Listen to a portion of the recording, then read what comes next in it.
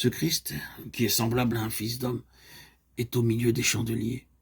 Il est le Seigneur qui marche au milieu des 7 chandeliers d'or. Apocalypse 2.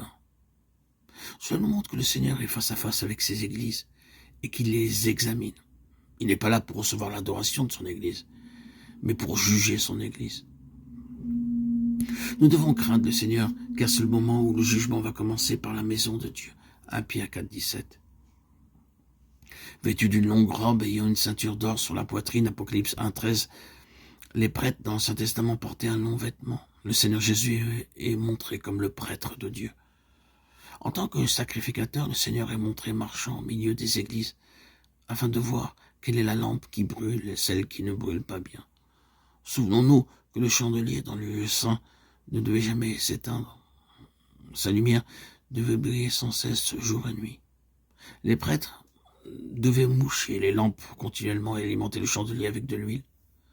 De même, le Seigneur est montré ici comme celui qui nettoie la lampe, qui ne brûle pas bien. Et cet acte de mouchage est en réalité une image du jugement. Christ marche donc au milieu des églises, accomplissant une œuvre de jugement. Et ce jugement s'exerce d'après la lumière de l'éternité. Tout d'abord, nous voyons Jésus comme le Seigneur de la grâce, et ensuite, nous le voyons comme le Seigneur qui juge. Mais ce jugement, décrit dans la vision de Jean, est le jugement du sacrificateur présenté par le mouchage des lampes. Cependant, le jour vient où les récompenses seront attribuées. Ce sera alors le jugement royal. Chaque enfant de Dieu devra un jour rencontrer la majestueuse sainteté du Seigneur, et en ce jour, il n'y aura plus aucune excuse. La lumière réduira tous les arguments et tous les raisonnements. La lumière tue, n'éclaire pas uniquement.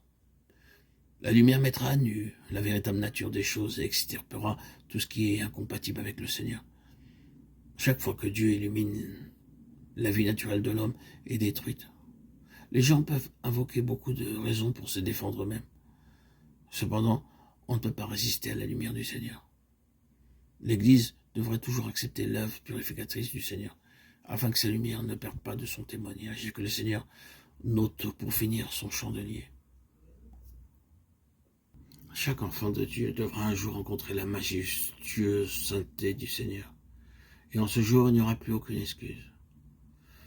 La lumière réduira tous les arguments et tous les raisonnements. La lumière n'éclaire pas uniquement, elle tue. La lumière mettra à nu la véritable nature des choses et extirpera tout ce qui est incompatible avec le Seigneur.